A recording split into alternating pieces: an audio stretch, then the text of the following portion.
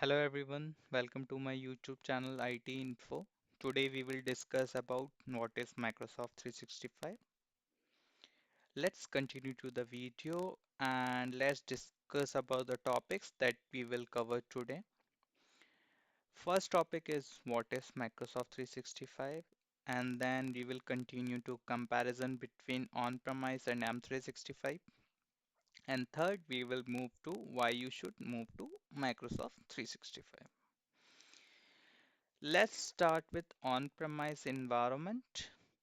So let's assume I am running an organization called IT Info, which requires some employees to run the organization.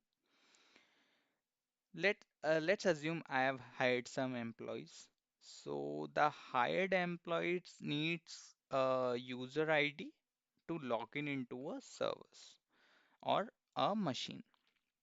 So let's assume we have created the user ID, and after creating a user ID, we need to deploy Active Directory. Now user have the user ID and password and they can log into machine. They required a mailbox to send and receive emails. For that, users required an Exchange servers to use it. By using Exchange server, user can send, receive emails, can use the calendar, can use the Outlook and an OVA. OVA means web version of the Outlook. After creating an Exchange server, a scenario can come in which user needs to communicate with external domain or external world. So it can increase the chance of security threat. To prevent it, we need a security like a firewall. So we have created this.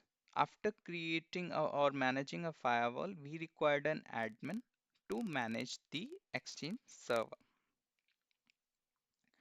For maintaining Exchange server or creating an Exchange server, we required an hardware, a software, a OS update. We need to manage the security as well, and we required a air conditioned room to cool down the servers. And we required the large amount of storage to store the data. By saying that, we need to manage the whole infrastructure to manage on-premise environment or use the on-premise environment. Now we will discuss about Microsoft 365. Microsoft 365 offers a lot of services to use. Microsoft 365 says, I'm offering you these many services. So by using these many services, you need a M365 tenants and then create users in M365 tenants. So we will discuss about M365 in our tenant in our next video. So if you have created a users in M365 tenant, then you required a license to use the services of M365. The user can use services as per license assigned to the users. So there are some examples here. So example of licenses are Exchange Online Plan 1, Exchange Online Plan 2, Microsoft 365 Business Standard, Microsoft 365 Business Premium. So this model is called cloud-based subscription model where we purchase the license and then user will start using services according to license. It is also called software as a service. So software as service use the license-based cloud subscription model. It is if you purchase the license, then you can use the services as per the license assigned. And now continue to the topic, and we will start discussing about why Microsoft 365. So when you are using an on-premise environment or an on-premise server, You required a hardware, a software, Windows Server, Exchange Server updates, a air conditioner room to cool down the server. You need to manage the security, downtime, and you required a lot of storage to store the data.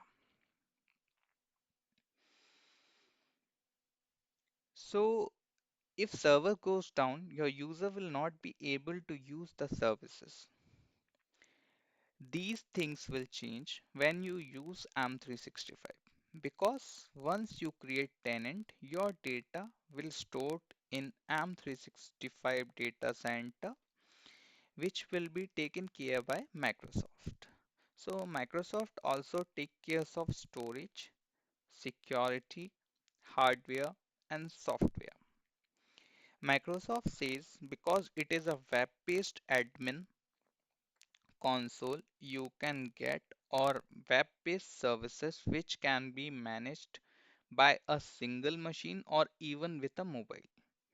Only you need to assign the license to user and user will use the services as per license assigned. So thank you everyone for watching this video. If you like the video, please like. If you want to ask questions regarding the topics, please drop a comment. I will reply. And if want to continue learning, please subscribe the channel. Thank